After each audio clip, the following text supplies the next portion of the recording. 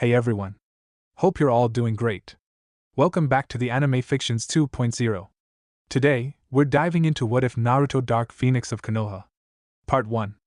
If you're loving these alternate timelines, make sure to hit that subscribe button for more awesome content. Share it with your friends, enjoy the ride together, and don't forget to check out the other videos on the channel. Drop your thoughts in the comments. I always love hearing your ideas. Alright, enough talk, let's jump straight into part 1 of this epic story. A person clad in dark gray was rushing from one shadow of a house to another shadow. Nobody noticed as the person was fast. Nothing could be noticed that would identify the person, just as it was the intention of said person. If he would be identified, there would be massive accusations about him doing something illegal, which would only result in him getting dragged to the old man again. No, he had other plans tonight. The empty streets of his home village, he used the term home very loosely, were working well for his plans.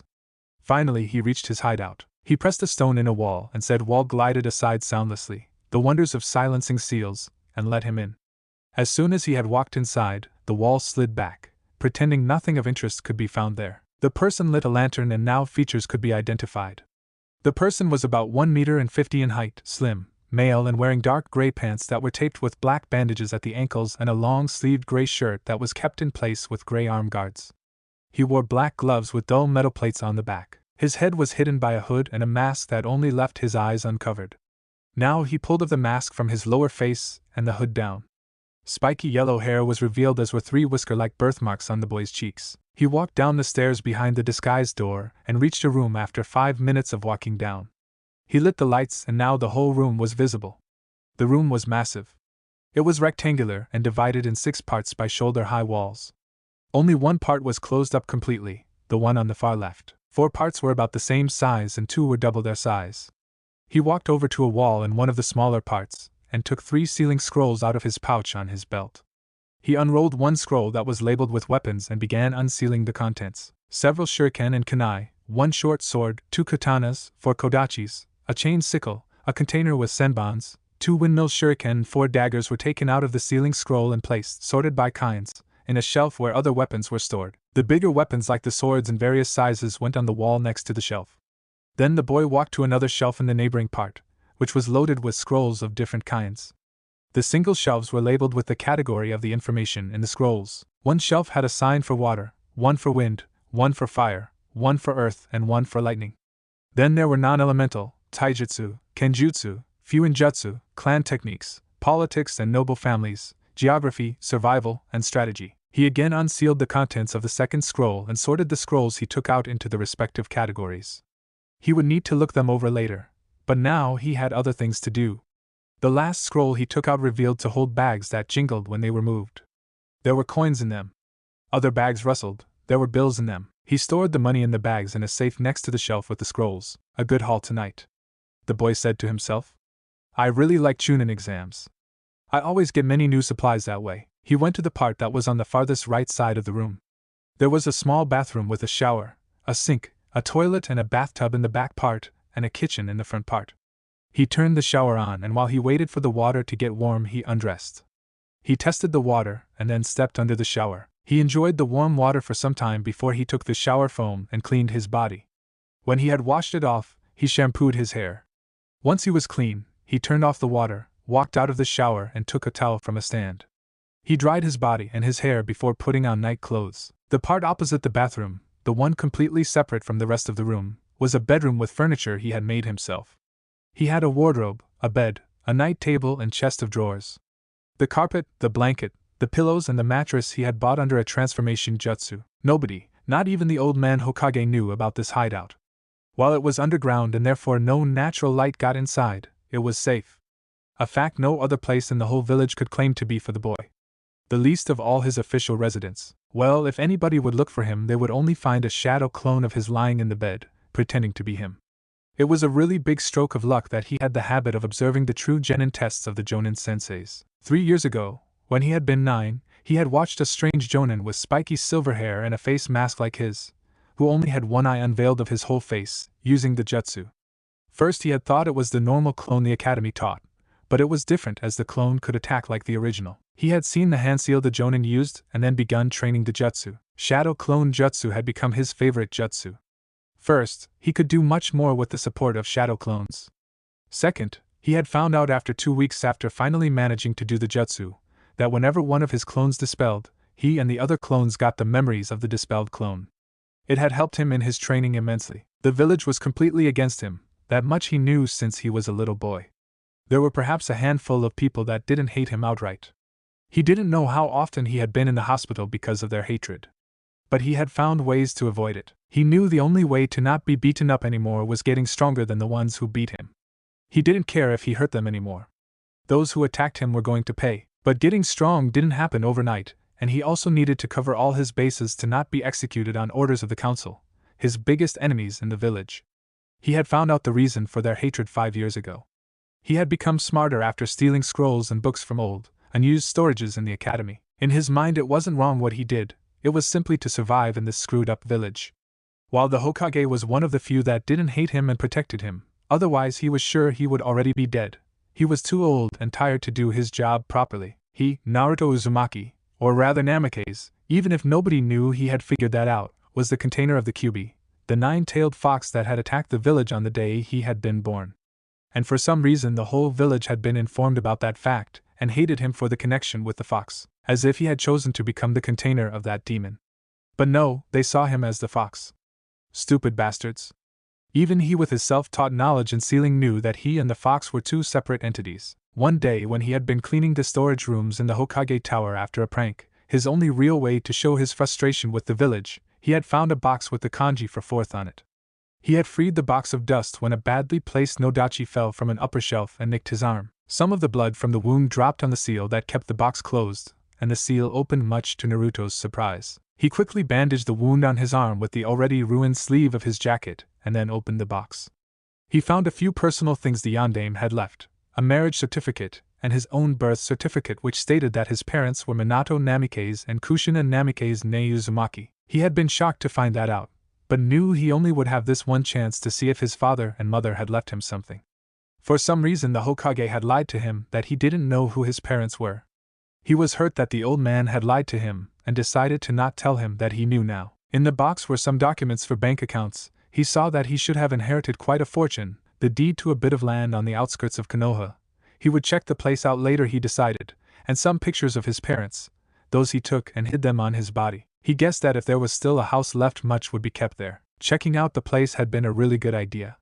He found a small house, only the ground floor, first floor and a basement, but it was obvious that the one responsible for the interior had chosen it with love to detail. Finding the house had been difficult as it had been hidden with seals again, no wonder with his dad's reputation as a genius. But after 4 hours of searching he had found the seal that let him inside. He found a small shelf of jutsus, many notes on sealing with the Uzumaki spiral on them, a book about the Uzumaki clan of Whirlpool Country, and one about the Namikaze clan of Fire Country.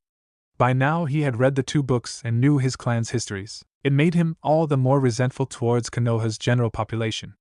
He should have been treated like royalty. Even if he would have been happy enough to be treated like everybody else. From the book of the Namikaze clan he found out that the daughter of the Nidaime Hokage had married the heir of the Namikaze clan, which made his father the grandson of the Nidaime, and himself his great-grandson.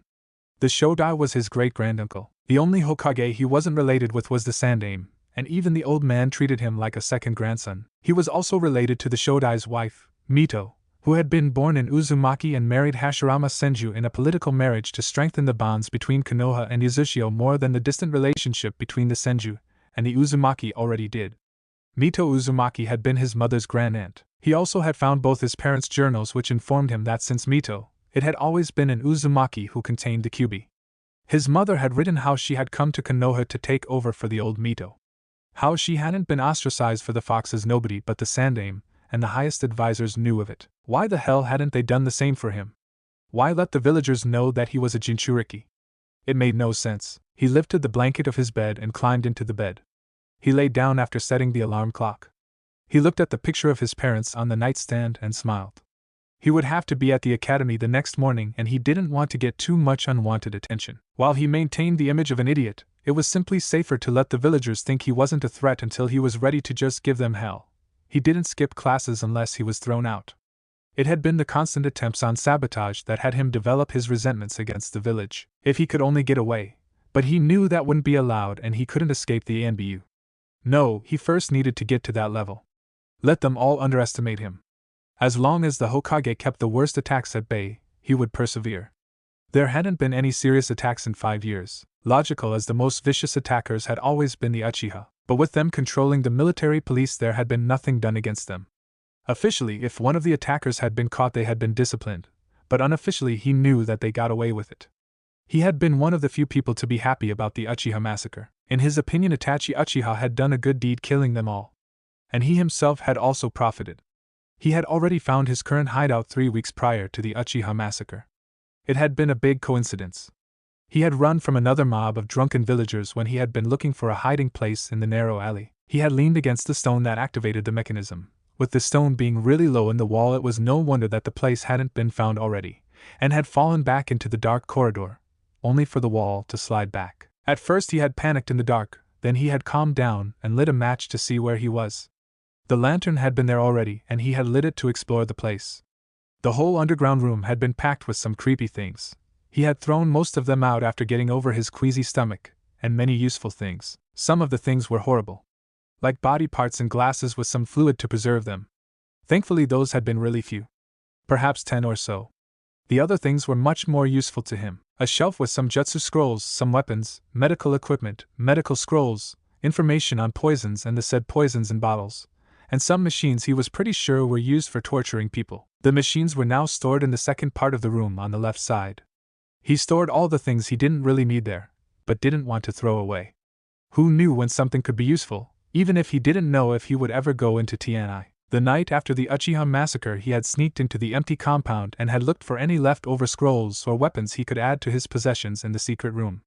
He had found quite a lot of them, even if it could be nowhere near the whole amount of jutsus that the Uchiha had possessed. He had a big sack with him and put them all inside.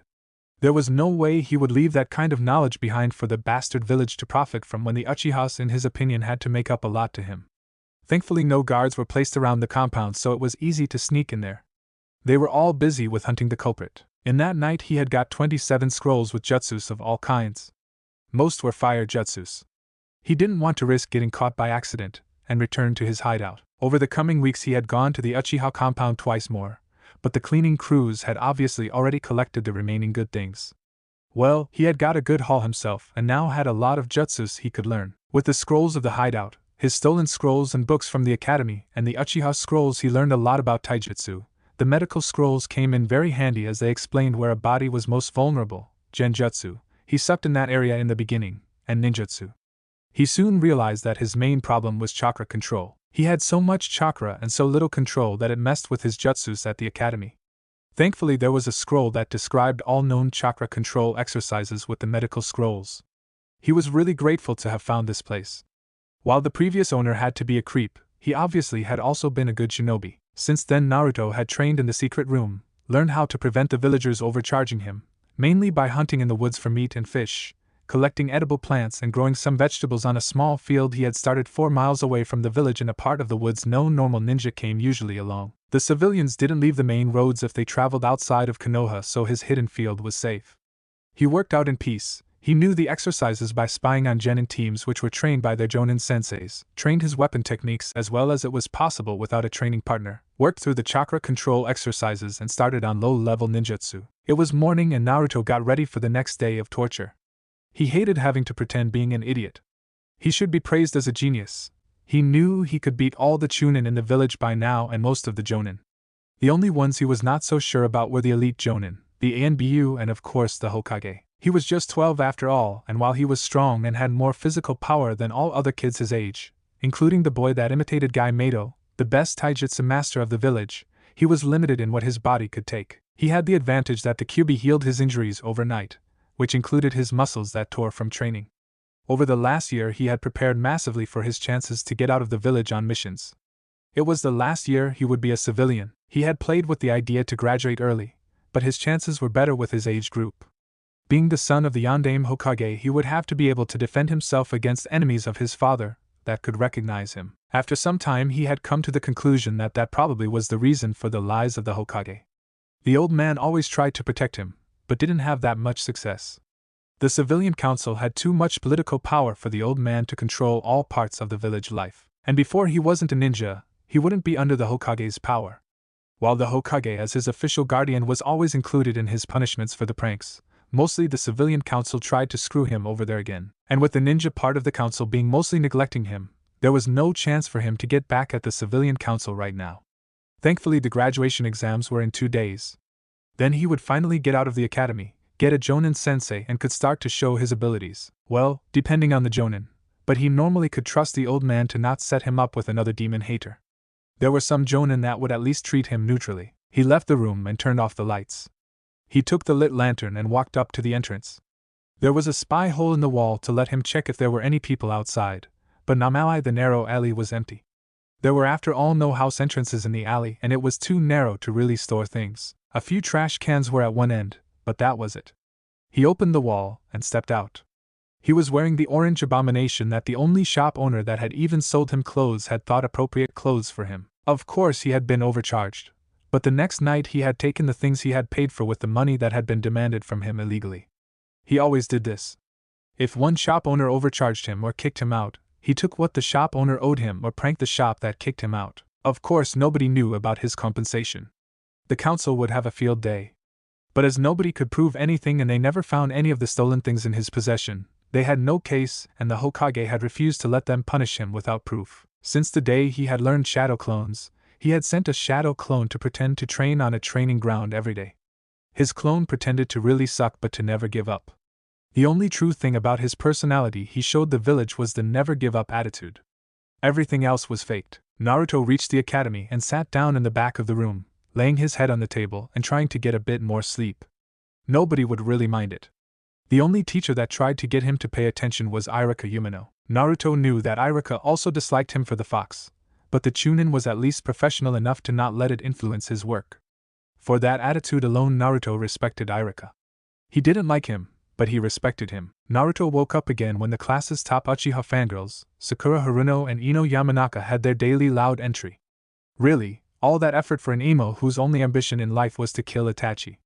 And the bastard wasn't even that strong. Sure, for an academy student he was strong, but with all the help he had been offered by several ninja in the village he should already be Chunin by now. He could have graduated 2 years ago if he had chosen so, but he didn't. Naruto knew that Sasuke wasn't as good a ninja as his older brother had been and would never be. Itachi was a rare genius. Smart and powerful. It didn't happen often that those two traits came together in somebody as young as Itachi had been when he graduated. Genin with 7, Chunin with 10, Jonin with 12 and ANBU captain with 13. That was an impressive record. Sasuke was too obsessed with revenge to reach his full potential. His hatred of Itachi was holding him back.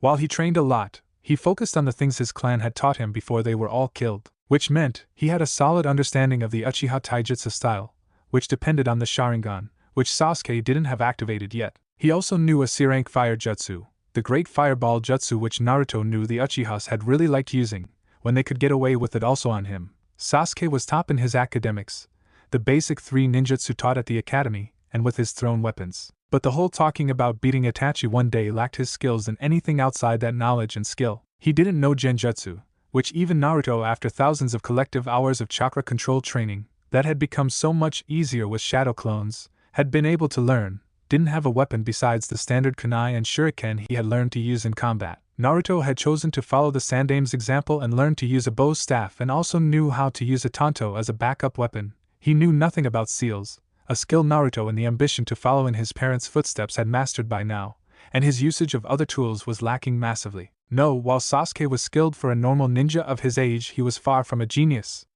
That title was given away way too easy nowadays. The Hyuga genius Neji of last year, Sasuke of this year, and probably the other years had also had a genius in them. Naruto hadn't really cared about it. Now the 2 catfighting girls tried to solve the matter who would be allowed to sit next to their crush. What else was new? If they would have looked they would have noticed that there were 2 seats next to the bastard. And said emo didn't even give them any attention. He just brooded as always. Finally Irika arrived and sent both girls to seats away from Sasuke and started with repetition for the exams. Naruto would do what was necessary to pass the test, but not much more. He wanted to score low to be put on the same team as Sasuke, the only one that would be guaranteed to be passed. There was simply no way that the precious Uchiha would be allowed to fail his true genin exam. And to keep him happy he would be assigned a strong jonin that could teach him a lot. Well, With Naruto's perfected espionage skills, he would get the same advantages once he got the team to pass. He knew a bit about the jonins that normally took on teams. To pass a test, he would only have to know which one he got as a sensei and act accordingly. He even knew what Kakashi Hatake, the strange jonin he had copied the shadow clone jutsu from, wanted from his teams. The man was a great believer in teamwork, not that hard to achieve, if he got the emo to cooperate to pass. The jutsu they were repeating today was the transformation. Well, Naruto had his own version which he used to embarrass Iruka. The sexy jutsu. A real transformation contrary to the normal illusion. Not that anybody knew about this difference. Naruto had created that jutsu to distract pursuers and knock them out. He swore the village was made of over 95% perverts. Iruka was blown back by a giant nosebleed. Naruto then took the safe option and fled the classroom where nearly all the girls wanted to castrate him for using such a jutsu in their presence. He went to Ichiraku's and ordered 7 bowls of ramen. While it was part of his mask, Naruto really liked the ramen at Ichiraku's. He disliked the packed ramen that the stores sold. He just had too much of it when he was younger. It was the only food he could afford and cook with his limited skills. The ramen at Ichiraku's were better and healthier. He got some of the meat, fish, and vegetables his body needed from here. While there was a lot of salt in the broth, with the Kyuubi's chakra helping keeping him healthy, there was not much to fear. He had started hunting and fishing 2 months after finding the secret room, which gave the fox more nutrients to work with. His vegetable field then added to his diet once his efforts to grow vegetables bore fruit. Naruto learned how to live of the land. With the mild climate in Fire Country, he didn't have to fear about massively cold weather that would make it impossible to grow things. He also collected nuts and fruits from the trees and bushes in the forest to add to his diet. It showed in him finally having a growth spurt. When he had started at the academy, he had been one of the smallest children in class. Once he turned 9, he was one of the tallest. Understandable when he saw the pictures of his father. Minato Namikaze had been tall, while getting fresh milk and eggs had been a bit of a problem in the beginning. Once he had mastered the transformation jutsu, that problem had been solved. He went to buy the things he needed and couldn't hunt or grow in disguise and got them without a problem. He didn't buy everything he needed because he didn't want to give the people that hated him his money. He could do better things with them, like waiting for the merchant caravan that came to Konoha twice a year and buy the things he wanted from them. He had bought his new outfit, one that he would use once he became a ninja, during their last visit. In 1 week and 2 days, the day when the teams were assigned, he would present it the first time. Finally, it was the day of the graduation exams. Naruto answered just enough questions correctly to pass this part, and not get in trouble if he didn't do too well on the ninjutsu part. He didn't know how the teachers would take his clone jutsu. Weapon throwing and taijutsu he did average in. It was okay for him to beat a student from a civilian family with his street brawler style. He wouldn't reveal that he was proficient in both the Uzumaki and the Namikaze taijutsu styles. That would wait until he was sure nobody could screw him over anymore. Then it was time for the last part. Iruka announced that they would have to show the clone jutsu. Naruto sighed. This was definitely another attempt of the council to screw him over. It was well known that he was lousy at this jutsu. But with all his control training, he would be able to deceive them. He went into the room where Iruka and Mizuki were waiting to test him on the jutsu. Naruto, who wanted to graduate, concentrated hard to reduce the amount of chakra he used to the least possible amount he could manage. Clone jutsu. He shouted and a cloud of smoke appeared. When the smoke cleared, there were 20 Narutos that could just be called proper clones. The coloration was a little bit too weak, but they were workable clones. Naruto breathed out in relief. Iruka would accept this, even if it wasn't perfect. Well, that's a surprise, Naruto. There was no need to make so many clones. Iruka said, surprised that Naruto had managed to do the jutsu. He had never got it down before. Well, Iruka-sensei, I trained really hard for this jutsu, and somehow this is the least possible amount of clones I can make, and it is still really hard. Naruto said, rubbing his head embarrassedly. Damn that demon brat. This is an acceptable result. Iruka will pass him now, and I can forget my plan to use him to steal the scroll. I was sure he would fail. Mizuki mentally ranted. You definitely improved a lot. You pass, Naruto, even if you should still continue to work on this jutsu until you can make your clones perfect. They need a little bit more color. Iruka commented and held out a headband. Will do, Iruka-sensei, thanks. Naruto said, not even faking his happiness for graduating. Secrets revealed. During the night, Naruto was out to see if some stupid clan had thrown away old scrolls again. Really, for all the talks about keeping clan jutsus a secret, they were pretty lax with the scrolls that had their secret jutsu, and sometimes training techniques in them. Whenever the scrolls got too old to be used anymore, the clans had somebody copy the content of the scrolls, and then threw away the old ones. Instead of burning them directly, they threw them into the trash. Naruto, ever the opportunist, regularly searched the trash cans the day before the trash was collected and destroyed. That was the day the clans threw away those scrolls. Over the years since he had started to do this to even out the advantage the clan ninjas had on him, he had collected quite a lot of scrolls. Naruto now knew perfectly how to fight members of all clans in Konoha. He even could use the gentle fist. It was fairly easy with his vast knowledge of anatomy. While he couldn't see the chakra network without the Byakugan, a chakra strike to a vital organ or a muscle was still fatal for an opponent. And it added to his unpredictable taijutsu. After all, nobody would expect a non-Hyuga to know gentle fist. But before he could do his little raid, he got suspicious of a figure that left the Hokage tower with a big scroll on his back. He decided to investigate. He made a shadow clone to continue his trash raid. There was no reason to not do both after all. He stayed in the shadows, his chakra suppressed to not alert the man he followed to his presence. Once he reached a clearing in the forest, the man stopped to gather his breath. That went well. It would have been better if I could have blamed the demon brat, but with the brat passing the exams, that plan got blown up. He mumbled. Naruto recognized the voice as the one of Mizuki, his teacher at the academy. So he had planned to trick him into stealing the scroll he had with him. It had to be important that he would risk the theft from the Hokage tower. Naruto sneaked closer and positioned himself over Mizuki, ready to take him out. While Naruto was tailing Mizuki, the Hokage noticed that the forbidden scroll had been stolen and raised the alarm. Many were accusing Naruto, but an Anbu informed them that Naruto was sleeping in his bed at home. The Hokage sent his ninja out to find the thief and bring back the scroll. Iruka, who had taken to search in the forest west of Konoha, was really surprised to find Mizuki with the scroll. Never would he have thought his old friend would do something like this.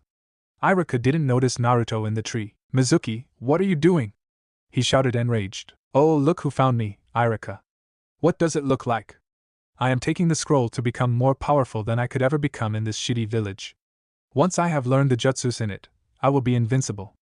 Nobody will be able to stop me, and I will then sell it to the highest bidder," he said. "Sadly, I can't have you tell my little secret, so you sadly have to die." Mizuki attacked Iruka with a windmill shuriken, which Iruka managed to dodge. The two started on taijutsu, where Iruka was definitely at a disadvantage. Oh, didn't the good little teacher keep up with his taijutsu training well enough? Mizuki mocked Iruka when he kicked him in the ribs and against a tree. Then he threw the next windmill shuriken at Iruka, who couldn't get up fast enough. But before the shuriken could hit, it was intercepted by a dark figure.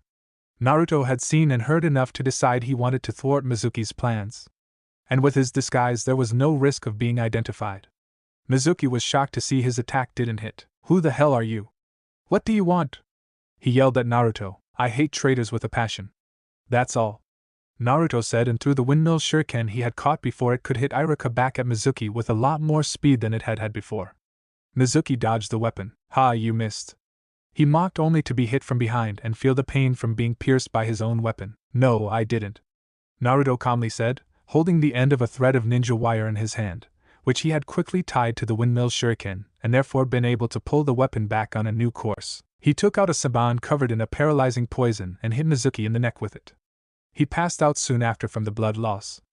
Iruka managed to get up, only holding his side a bit. "Thank you for the help," he said. "You saved my life." "You're welcome. I think it would be best to get the scroll back to the Hokage."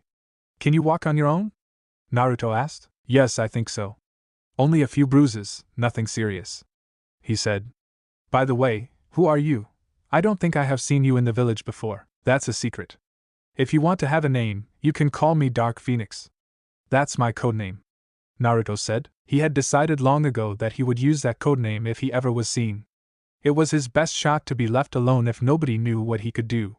Dark Phoenix would be thought of as a secret operative of the Hokage, and nobody would make the connection to Naruto Uzumaki, the demon brat. "Oh, I understand," Iruka said. "In a ninja village, people with codenames were nothing special. Hell, the ANBU only operated that way." While Dark Phoenix seemed to be really young, there had been others that strong at his age.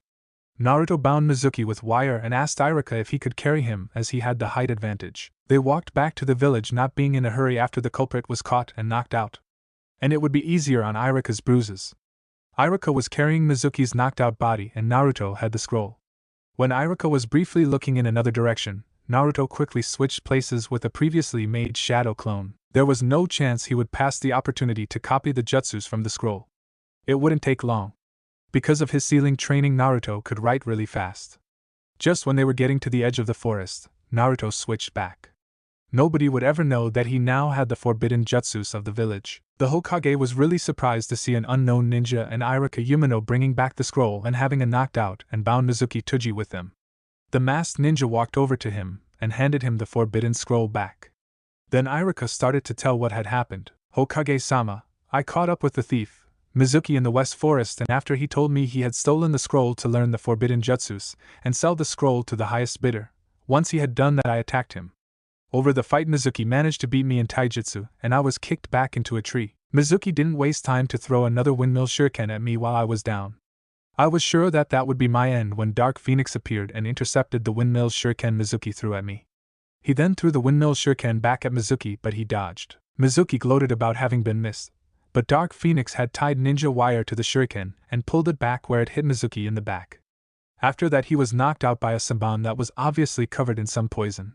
He bound him with more ninja wire, and we came back here. Irika reported. The Hokage was confused. He didn't have a ninja that went by the codename Dark Phoenix. But the boy was obviously strong and on their side. The scroll he had been given back was the original. So the boy didn't intend to steal it. Curious. He would have to ask the boy once they were alone. Thank you for the report and bringing back the forbidden scroll, Irika. That was good work. I think it would be best if you went to the hospital and let them check you if there was anything worse than bruises done. I need you ready for duty, the Hokage said. Irika bowed and left the room. The Hokage now turned his look to the boy. I would really like to know who you are. I don't know any ninja in my ranks with the codename Dark Phoenix, the Hokage said sternly. If you would send your ANBU guards out of the room, Hokage-sama, I will tell you. I don't want my identity be known to anybody but you, Naruto said politely. Why would I send my guards out for this if you could try to attack me?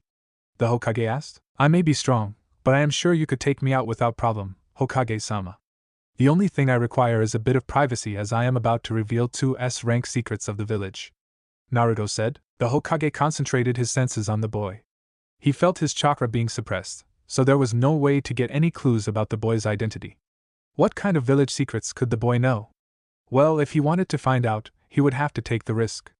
It was really small after all. He didn't become Hokage while being weak. He gave his guards the sign to leave the office. Once they were out of the office, he activated the privacy seals. So, now we are completely undisturbed. Now tell me who you are, he ordered. Naruto raised his hands slowly to not have the old man attack him and pulled down his lower face mask and his hood. My name is Naruto Namikaze, 3rd Jinchuriki of the Kyuubi, he said seriously. To say the Hokage was shocked was an understatement. He had never even suspected that Naruto could know about those two things. Naruto? Is that really you? He asked. Yes, old man. And if I hadn't figured out by now that having me use my dad's name would have got his enemies after me, I would be really pissed with you for lying to me whenever I asked one or both of the two questions I had all my life. Who my parents were, and why the villagers all hate me, Naruto stated while clearly showing his displeasure to the Hokage. How do you know that? Who told you? The Hokage asked, furious that somebody would have broken his law. Well, I found out about the fox shortly before the Uchiha massacre. If I see Itachi, I will have to thank him for getting rid of my most brutal tormentors. They once caught me and beat me up in a lonely alley. When they left me there bloody and probably thinking that I was unconscious, they talked about how I deserved that because I was the Kyuubi container and should just die. They only didn't kill me directly because you would have found out and taken measures. About my parents I found out when I had to clean your storage room after that prank against the grocer in the north part of the village. I accidentally spilled blood on the seal that was keeping the box with the kanji 4/4 on it closed. I looked into the box after the seal opened and found my parents' marriage certificate and my birth certificate. I found out about the location of their house and went there. Well, you can guess the rest of the information I told you, like that I am the 3rd Jinchuriki for the fox when I say that I found both their diaries. Naruto explained. The Hokage looked sad. He hadn't wanted to burden Naruto with the knowledge of the fox at such a young age. You said you figured out my reason for keeping your heritage a secret. How comes you didn't do better at the academy then? From the reports I got, you just passed the exams. Congratulations for that, by the way. The Hokage wanted to know. Thanks, but think about it. What do the villagers fear more? A stupid and weak demon or a smart and powerful one? It was simply self-preservation. I am way stronger and smarter than everybody thinks, Naruto said. How strong? The Hokage asked. And how did you manage to keep all the training you must have done a secret? I only saw you training sometimes in the training grounds, and then you didn't give the impression of being strong. That was my shadow clone, old man. I learned that jutsu by watching Kakashi Hatake test his team when I was 9. He had them fight against his clone in the true genin test. I had memorized the hand seal and tried to learn that jutsu as it looked really useful, way better than the clone we learn at the academy, which I still have problems with even after thousands of hours of chakra control training. Naruto admitted. That damn jutsu just uses too little chakra. You can do shadow clone jutsu? You know that it is a forbidden jutsu? He asked. No, I didn't until now. I never had any problems except in the beginning when I dispelled too many clones after training at once. That was a terrible headache I got. You use your clones for training? The Hokage asked, interested. Sure. It's the best training method there is. At least for me. I can make 1,000 clones without ending winded. And with the memory transfer after they dispel, they were perfect for me to gain skills, experience, and knowledge. Naruto said, shrugging his shoulders. But why didn't you tell me? The Hokage asked. I couldn't.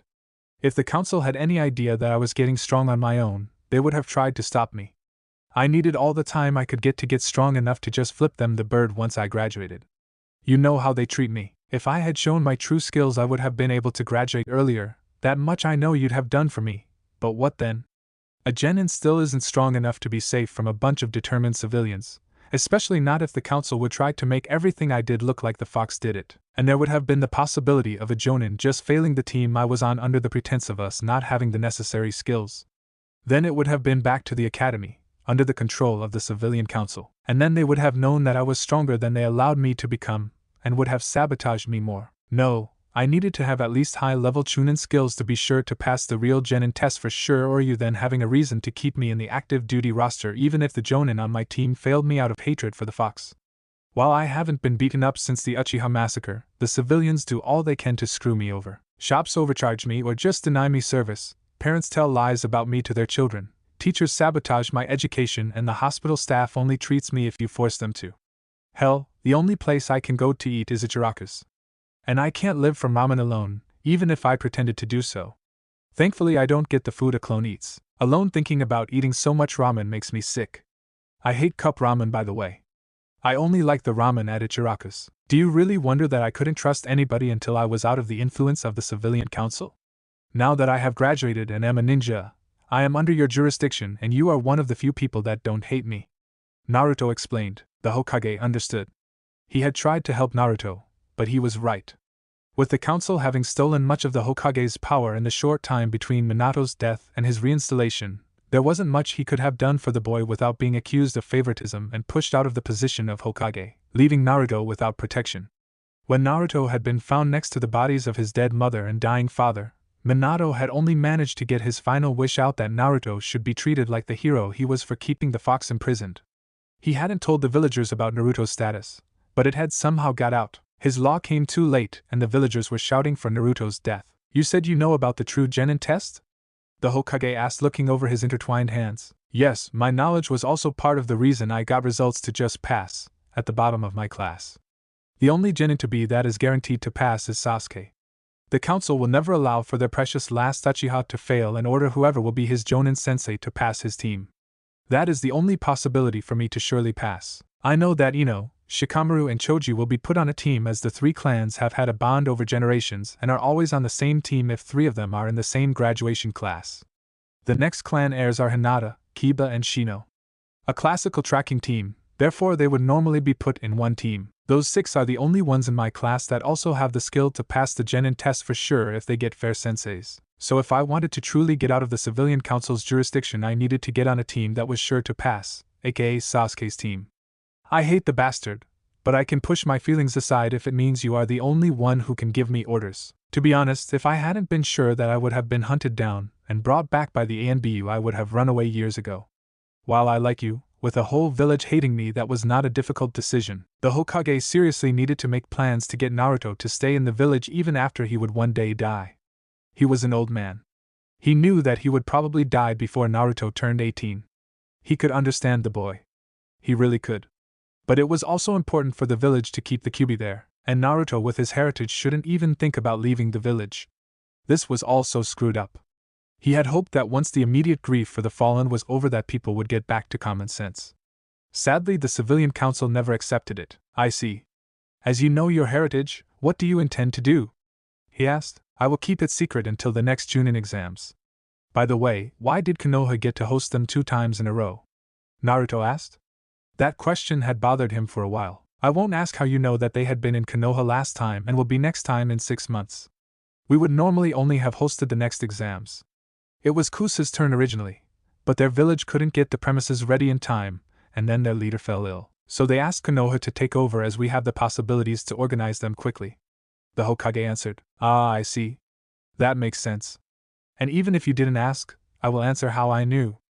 I just noticed all the foreign shinobi in the village. The only reason for that amount was that we hosted the Chunin exams. Naruto explained. The Hokage nodded. That was logical. I have a request, by the way. Can you make sure that my team is assigned a sensei that isn't a demon hater? To ask for someone that likes me would be too much to ask, but having at least a sensei that would treat me neutrally would be a huge improvement to the teachers at the academy. With the exception of Irika sensei, while I know he doesn't like me, he was professional about things and taught me the same like everybody else. I can live with that. Naruto asked. I will see what I can do. What I would like to know how you came up with the codename Dark Phoenix. The Hokage asked. Well, a phoenix is a mythical bird that doesn't really die, but is always reborn from the ashes. Phoenixes are associated with the light and pureness. A dark phoenix also is reborn from the ashes when it dies, but it is not the same bird.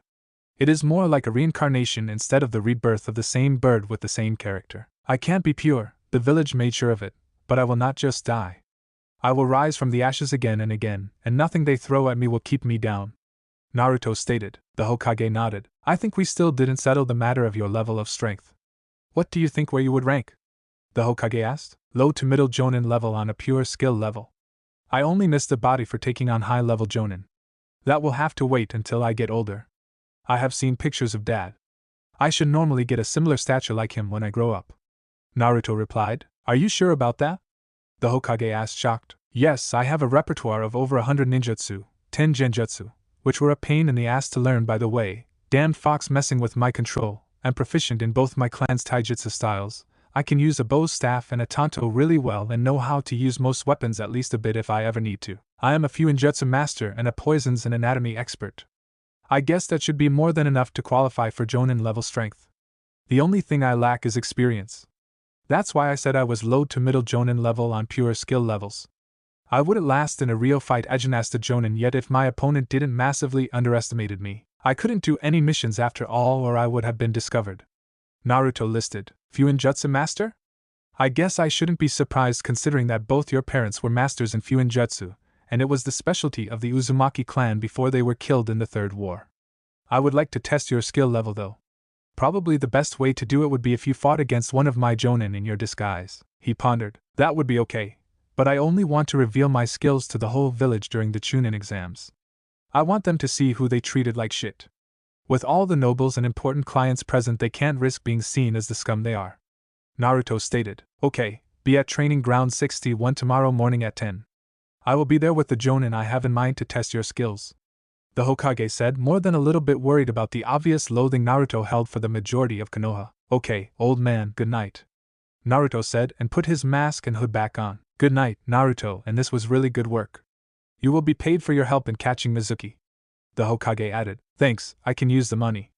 Naruto said and left the office. Skills test. Naruto stood in his disguise at training ground 61 and was looking around. He was early by 15 minutes to have a look around. The training ground had been guarded by 2 Chunin, which meant it was special. Only the ANBU and Hokage training grounds were guarded.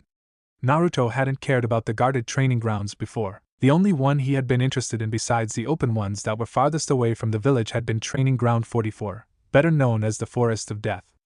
After each Chunin exam he had sneaked in there to see if he could find things that would help with his training, like weapons that were still usable, scrolls and money. He reasoned the dead didn't need them anymore. In the beginning he had felt slightly sick at doing it, but with the animosity he was shown by the villagers he needed some source of weapons, and those would only rust if they were left there for too long. So he had started when he was 9 to go into the Forest of Death when the second part of the Chunin exams was over. He had found out that it took at least 3 days before the cleaning crews went through the forest to get the remaining corpses. He guessed they had too much to do with organizational things. So he normally spammed the forest with his clones to find those that had died or other leftover weapons. Mostly they were perfectly workable still, some needed sharpening, but that was no problem. In 5 hours he normally was finished and had collected all the usable things. The only problem in the beginning had been the transport. He couldn't use sealing scrolls in the beginning. That had been the starting point in finding a way to easier transport weapons in the future. He had found in one of the books at the academy that there were sealing scrolls, but he knew he couldn't get one for him because the shopkeepers would never sell him one. So he needed to learn how to make one himself. It took him 3 months to find the necessary books about sealing and then training that specific seal, but he did it. 1.5 years later, when the Chunin exams were in Konoha again, he had the equipment and skill to seal weapons on site. His most prized find was a chakra-conductive tanto. Those weapons that could channel chakra were really expensive and rare. At 10 the Hokage came in company of a medic Nin and nodded at Naruto. "Good morning, Dark Phoenix. Good to see you are on time. I have organized for one of my elite jonin to test your skills. He should be here in 10 minutes. This is Arita, he will be on standby to heal you and your opponent if necessary." The Hokage explained. "Good morning, Hokage-sama." Naruto answered with a bow, keeping up his disguise. "That will be great. Who will be testing me?" he asked. "My son Asuma Saratobi," the Hokage answered. Naruto nodded. He knew Asuma from some of his visits to the Hokage. While the bearded jonin had been out of the village for some time to protect the fire daimyo as one of the 12 ninja guardians, he had returned some years ago and become a normal jonin for the village. He waited with the Hokage and 9 minutes later Asuma arrived. "Good morning, Dad. Why did you call me here?" Asuma greeted. "Good morning, Asuma. Thank you for coming. You are here to assess the skill level of Dark Phoenix here. I have an overall idea what he can do, but there is nothing better than a fight to see what he can do in a real situation. From our estimation he should be around high chunin to low jonin level." The Hokage informed his son. "Dark Phoenix, never heard of him," he said, observing the boy. "He doesn't seem too old," he said. "No, he isn't. He has trained in secret to not gain unwanted attention of different fractions in the village," the Hokage said meaningfully. Asuma assumed he was talking about Root and the council that like to manipulate young talented ninjas to their liking. "Okay, what kind of test do you want to have? An all-out fight or going by disciplines?" Asuma asked. "I think we should go by disciplines. Is that okay with you, Dark Phoenix?" the Hokage asked. "Of course, Hokage-sama," Naruto answered. "With which part should we start? I think I would like to see how you work with weapons first." Asuma himself is a skilled weapon user, so that would be a good starting point. Naruto nodded and unsealed both his tanto and his bow's staff. The tanto went on his shoulder, and the staff stayed in his hand. Asuma took out his knuckle knives. They watched each other, assessing the stance of their opponent. Then Naruto sprang into action and raced at Asuma. The Hokage was surprised by the speed Naruto showed. That was definitely jonin level speed. The only jonins to be faster would probably be Guy and Kakashi. Asuma was ready and blocked the strikes of the bow's staff with his knives and fought back. Both weapons clashed time and again. Naruto tried to swipe Asuma's legs with his staff, but he jumped over it without problem. Both opponents evaded and blocked each other's attacks for 5 more minutes before jumping apart. "You're definitely good, kid, but let's take this up a notch," Asuma said and channeled wind chakra into his blades. Naruto, knowing that his staff wouldn't hold against wind-enhanced blades, quickly put his staff away and drew his tanto. He channeled his own wind chakra into it. "So you are a wind element too? Interesting. Let's see how far you have come," Asuma said and attacked. Tanto and knuckle blades crashed and the more experienced jonin managed to get a cut on Naruto's arm. Naruto returned the favor by spinning around his axis, disconnecting their weapons and nicking Asuma's pants. "Not a bad counter to my attack," Asuma commented. "This kid was really good." Judging by his height and stature the boy was about 12 to 14. To be that good with 2 different weapons and being able to manipulate wind chakra was really something. Naruto returned with a new attack but was forced back by the stronger Asuma over the next minutes. Finally Asuma managed to disarm Naruto and crossed his blades close over his throat. "My win," Asuma said and stepped back. Naruto nodded. He hadn't expected to be able to defeat an elite jonin in one of his strongest disciplines, but he had held out better than he thought he would. That was an impressive start. Next would be taijutsu, the Hokage said. Asuma nodded and put his knives back in his hip pouch. He took his stance and saw that the boy was in a stance he didn't know and hadn't seen around the village before. He couldn't know that Naruto was in the opening stance of the Namikaze style, the cheetah style. The style was based on speed and fast attacks to vital points. It wasn't made for long exchanges like the animal it was named after. After Naruto had read all the anatomy scrolls in the secret room, he could utilize the style really well. And with his Bastardi's version of gentle fist and chakra scalpels mixed into the style, it was deadly if Naruto wanted it to be. This time Asuma attacked first, but Naruto dodged his kick and went around him in a split second and tried to attack the spine. Asuma though was too experienced and jumped to the side. Naruto followed him and looked for openings in Asuma's guard. His smaller stature now was an advantage for him as he could use openings easier as a bigger opponent. He brought in some painful hits to Asuma's biceps and upper thigh. Asuma was too good to let him hit vital spots after feeling what a hit did to his muscles. Naruto didn't let Asuma rest and used his superior speed to disable more points, which got more difficult as Asuma tried to stay out of his reach. Finally Naruto managed to cut a whole muscle in Asuma's left leg, which made him fall to his knees. Naruto came up and pointed his glowing hand to Asuma's spine. "My win," he said, and then stepped back. The Hokage was impressed. That was an impressive show of taijutsu skill. And that speed reminded him a lot of Minato. But Naruto seemed even better than his father at the same age. And how did he manage to get Asuma's muscles hurt? That looked like gentle fist, but Naruto couldn't know it. The Hyuga kept those secrets within their clan. Very good, Dark Phoenix. The next thing would be genjutsu, the Hokage said. Wouldn't it have been better to let Kurenai test him there? I am not much of a genjutsu user, Asuma said. Arata had appeared at Asuma's side and began healing his injuries. When he walked to Naruto, he shook his head. "I'm okay," he said, and the medic went to the side. "I don't think we would need a genjutsu specialist. I don't want news about Dark Phoenix getting out too soon. Arata here is one of my personal medics and won't tell a thing. I only need to know how good he is at casting them and at dispelling a few lower level ones." "I know you can do a B-rank genjutsu," Asuma nodded. That B-rank genjutsu was his highest level genjutsu. It only worked if he got his opponent by surprise. But if his father only wanted to test if Dark Phoenix could break it, it would do. Naruto got ready. "Okay, we will start with you starting to cast a genjutsu at Asuma, Dark Phoenix," the Hokage said. Naruto nodded and went through hand seals at a fast pace. "Illusion art, pervert's paradise," he said. The Hokage waited for Asuma to get out of the genjutsu, but instead he saw that Asuma had started to drool and only looked strangely happy. Then he sported a huge nosebleed and fell back, knocked out. "What kind of jutsu was that?" the Hokage asked Naruto, whom he swore was grinning brightly under his mask. "The genjutsu shows him the woman he likes offering him to do whatever sexual fetish he has. It works on nearly everybody," Naruto said innocently. "How the hell did you come up with that jutsu?" the Hokage asked, baffled. "Well, the same way I came up with that ninjutsu," Naruto said, stressing that ninjutsu. The Hokage, knowing which one he meant, had to suppress a nosebleed himself. "It was meant to be a distraction in case I was running away from others. And it isn't limited to men. It works with the general preferences of the one I catch in it," Naruto explained. "I am impressed. Can you please wake up Asuma again, so we can continue?" the Hokage asked Arata. The medic nodded and pushed his chakra into Asuma's system to break him out of the genjutsu. Asuma opened his eyes and saw his father, Arata, and Dark Phoenix looking at him amused. "Damn, that jutsu is really dangerous. You simply don't want to get out of it," Asuma commented, groaning. Now he was glad that Kurenai wasn't here. She would never forgive him. Thankfully nobody knew what his illusion had been. That would be a definite death sentence for him. "Okay, let's get this over with. Let's see if you are as good as escaping from a genjutsu," Asuma said and went through his hand seals. "Illusion art, prison of silence," Asuma said. Naruto just stood there and wondered what the jutsu was supposed to do. When should the jutsu start to work, Asuma?" he asked. "It should already do it. Can you hear me?" Asuma asked. "Yes, no problem." "So I guess it should have messed up my hearing?" Naruto guessed. "Yes, it should." "That's strange. It should have worked. I cast it correctly, I'm sure."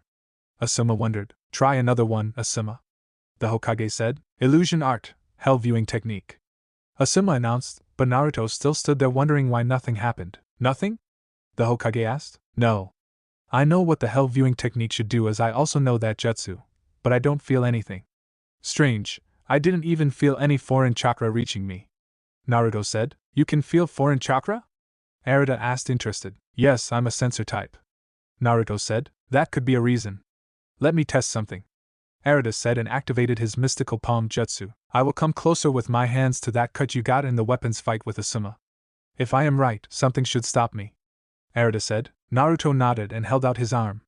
It was already healed by the Kyuubi, but he wouldn't inform Arata of that fact. in case he wondered he could make up a minor bloodline for healing. Naruto pushed his hands over the cut in Naruto's shirt and was stopped an invisible layer of chakra. I thought so. Young sensors sometimes place a thin layer of chakra over all of their skin to have it easier to use their sensor skills. It's a subconscious thing. That layer of chakra prevents foreign chakra like for genjutsus to enter the body. Therefore they are immune against lower-level genjutsus. I guess a genjutsu specialist would still manage to get through, but nobody else. Naruto explained. I never heard of something like that. The Hokage said. It's not very common. Perhaps 1 in 100 sensor types does it. Mostly if they teach themselves some of their skills. If they have an experienced sensor to teach them, it normally doesn't happen. Tsunade-sama found this anomaly during the Second Shinobi World War because one on her team had that immunity to genjutsu, and she wanted to know if it was possible to teach it to others. Naruto said, Okay, this is good to know. Well, I guess we will have to postpone the genjutsu test as it is not possible for us right now to test if Dark Phoenix can break genjutsu. Perhaps when it becomes more pressing I will let Kurenai test him. Just to satisfy my curiosity. What is your strongest genjutsu? He asked Naruto. Illusion art, infinite darkness. Naruto answered. Isn't that a jutsu of the Nidaime Hokage? Naruto asked. It is. We will have to talk about how you learn that jutsu, Dark Phoenix. For now, I think it is time to examine your ninjutsu. I would like to have a presentation of 5 of your strongest jutsu to see what you can do, and then you will fight against Asuma. The Hokage ordered. Can I have an oath that nobody talks about those ninjutsu? I trust you that you chose trustworthy people to watch this test, but 2 of my jutsus will tell them exactly just who I am. Naruto said. The Hokage was surprised at that request. Could Naruto know his father's most prized techniques? Okay. Naruto, Asuma, if I am right about which jutsus Dark Phoenix intends to show us, that oath will be necessary. I make it an S-rank secret to keep quiet about them until I give you permission to talk about them. Understood. Both said. Naruto nodded and took out a tri-pronged kunai from his pouch on his back. He threw it at the training post and vanished in a flash of yellow, reappearing at the kunai and showing a blue spiraling orb into the training post. Rasengan, he said and showed the ball through the wood as if it was butter. The Yondaime's jutsus. Naruto said shocked. Flying Thunder God and Rasengan. Asuma gave a very good impression of a goldfish. He never had even suspected that the Yondaime could have had a son. That seemed to be the only plausible explanation for this boy to know those jutsus. Naruto flashed back to his original position and went through a series of hand seals. Water release, water dragon bullet. He said and manipulated water from the river into a water dragon that hit the training post which already had a hole from the Rasengan. The post was blown away from the powerful jutsu. Naruto waited until the water had settled down and went through his next series of hand seals. Wind release, Twister's fury. He shouted and made 3 tornadoes that blew towards the river and sucked up the water, making them even more dangerous. Then Naruto made his last hand seal, Shadow Clone Jutsu. He said and created 50 shadow clones. Shit, was Asuma's only comment. The Hokage was very impressed. He wouldn't have thought that Naruto had that kind of strong ninjutsus in his repertoire. He would be a force to be reckoned with in the future. This only made it more imperative to keep the boy in the village. He needed to choose a good Jonin sensei with whom the boy could bond. It was only one real option there. While Naruto would only stay a genin for 6 months with skills like his, those months needed to be used to start positive bonds to the village. He couldn't take care of that through his teammates. He would be paired with Sasuke Uchiha. Naruto had said himself he had intended to do that to make sure the team passed, and Sakura Haruno. He hoped it would be okay, but perhaps he should ask Naruto about his opinion about Sakura first. He didn't want to anger him even more than he already was. The following fight with Asuma showed that Naruto had a wide range of ninjutsu he could use. Especially his use of replacement and body flicker was fantastic. Asuma didn't manage to get a hit in as Naruto changed places so fast. Together with his speed, he could honestly say Naruto was high Jonin level in ninjutsu. He knew how to do the jutsus and when to use them in a fight. Finally he gave both the signal to stop. Damn it. To have to work like that against a kid his age, I really should start training more. Asuma commented. He had been spammed with clones and tricked by transformations. Mixed with the constantly moving Naruto and his higher level elemental jutsus, it was damn hard to get the kid. If he would use his other skills, Asuma didn't doubt he would be able to go up with Jonin in a few months of real missions. He had noticed that while the kid was good, he made mistakes that someone who had been on 100 missions or so wouldn't make. This meant this kid was a rookie. His opinion rose even more after that revelation. Let him do a few C-rank and B-rank missions and he will be ready to become Jonin. There were a few rookie mistakes that you only get corrected through experience. You should, for example, not wait to see if your jutsu really hit an opponent and neglect your surroundings. Your sensor ability helped you out there, but you should have been more on guard in those situations. Asuma told Naruto, who nodded. I will remember it next time, Asuma. He replied. Okay, the next part is Arata's specialty. I would like a bit more about your knowledge in poisons, the Hokage said. Naruto nodded and went over to Arata. Meanwhile, Asuma talked to his father. He is really good. How did you train him and where? I wouldn't have thought you could hide the Yandame's son for 12 years. Asuma asked. Well, even I don't know how he trained. I didn't know he was this strong before he told me some days ago when he brought back the forbidden scroll that Mizuki had stolen. The Hokage answered. You want to tell me that kid learned all that on his own? Where would he get the jutsus? Asuma asked. And why didn't you teach him? I would have thought he would have got special training regarding his father's enemies. I wanted to, but the political situation after the Kyuubi attack was extremely shaky. We had to fear that IWA or Kuma would use our weakness to kill him if they knew who he was. So I hid him away. I couldn't have the villagers talk about him even existing. If he had got special training, people would have asked why, and I didn't want to let Danzo or one of the other idiots know about him. The civilians would have pestered me with the Ciare nonsense, even if he doesn't have a bloodline limit, made marriage proposals for their daughters to get more power, and similar things would have happened through the ninja clans that would have fought to raise him to increase their power. The Hokage explained. That makes sense. But it is fishy that he could get this strong on his own with nobody noticing. Asuma admitted. Indeed. I will have a long talk with him how he managed it, but I guess he will keep a lot secret. There are certain reasons he informed me about his skills a few days ago, but they are classified. Now let's see what Arata says about his knowledge about poisons. And then I will ask him to show us some of his seals. He said he was a seal master, so I am curious what he can do. Asuma just nodded. Okay, I think that will do for now, Dark Phoenix. You have a very good foundation in your knowledge.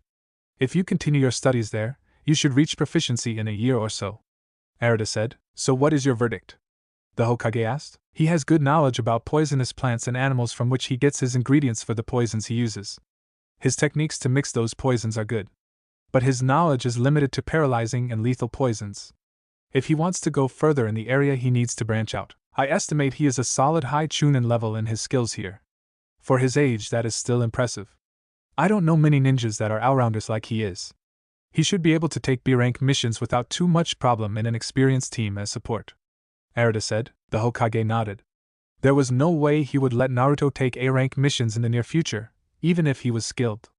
But his team would need to be trained properly so they could send them on C ranks after a short time. Okay, then if I didn't miss anything, only Fuinjutsu is left.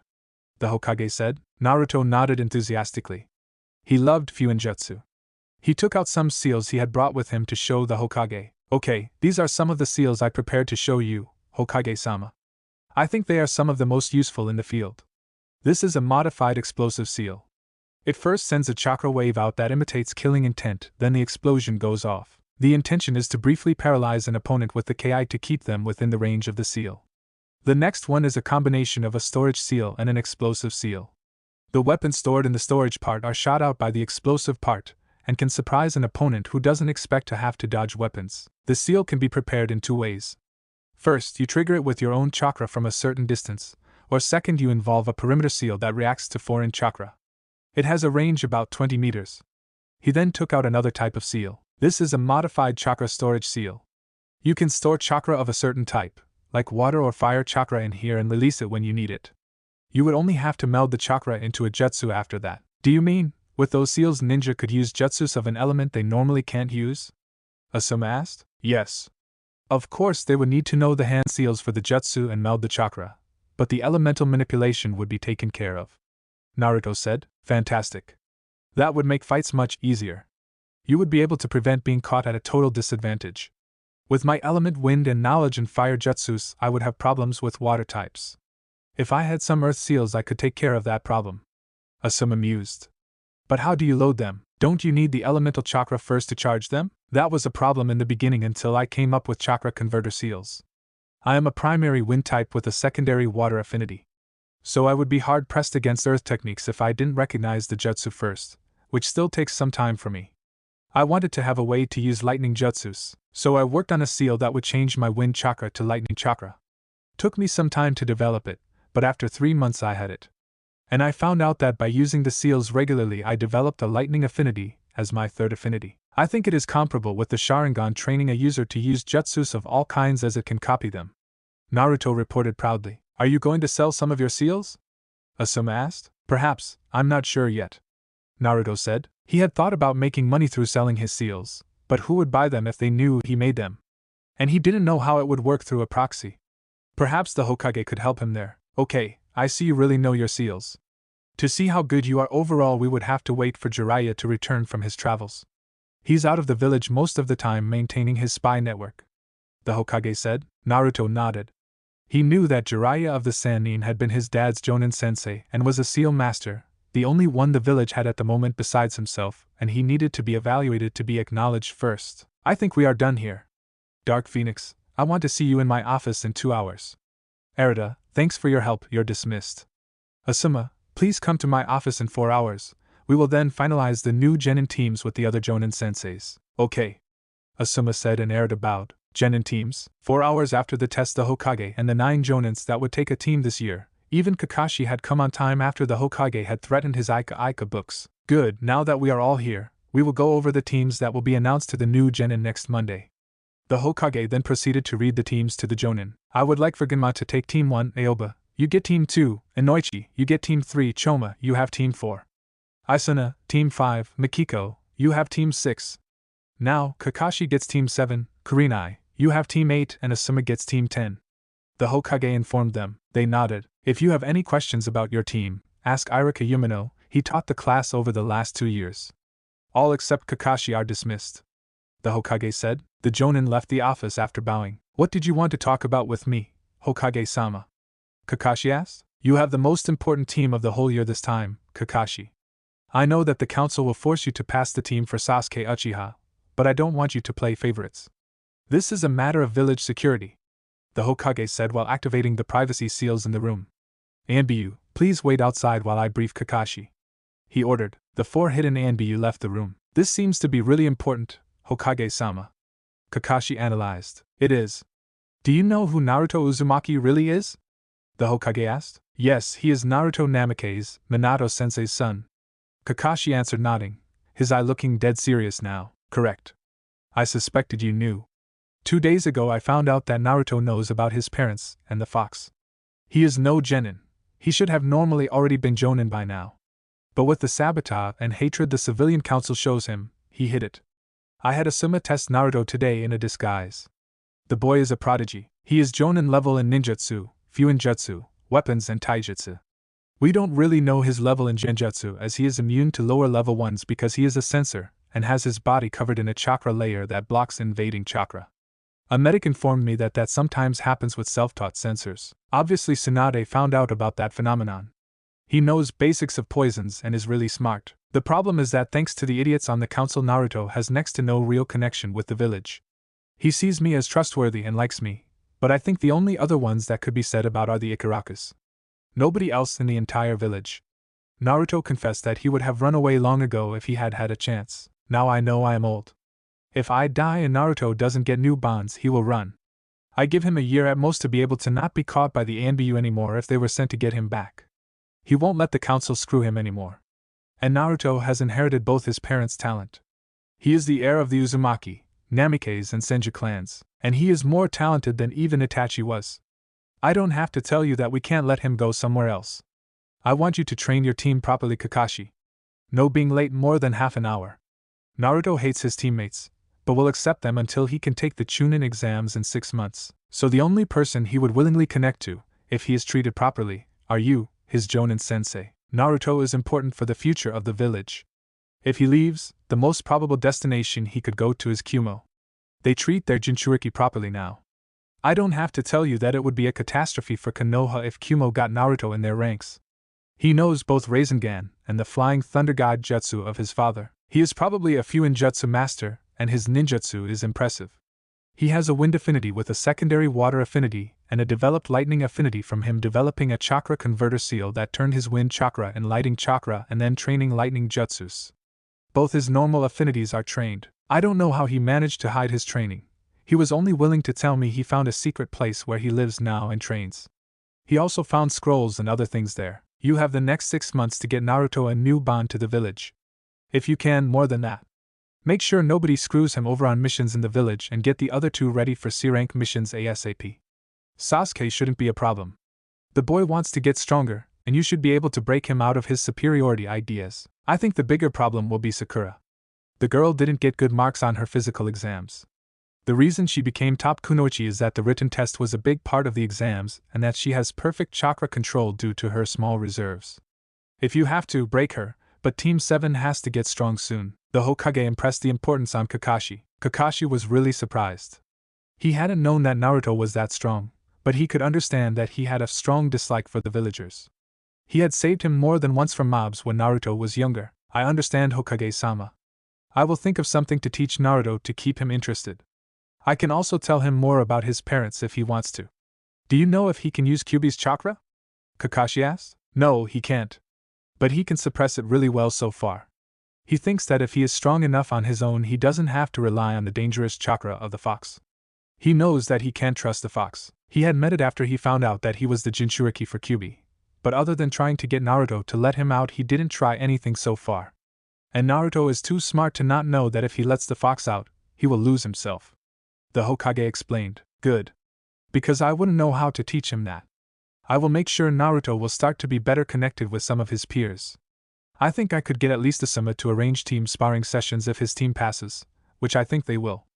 I haven't seen any version of an Ino Shikacho team that failed the Genin exams. Perhaps Kurenai would also do it. Her team looks like they could pass too. Kakashi said. I trust you, Kakashi. We have 6 months until Naruto makes Chunin. By the way, get back to your old level in ANBU and if possible surpass it. At the moment you are my only real option as a successor. The only others would be Jiraiya and Tsunade, and I can't imagine that Tsunade would come back to the village, and I fear what Jiraiya would do as Hokage. And if either of you take the hat, it will probably go to Danzo. I understand, Hokage-sama.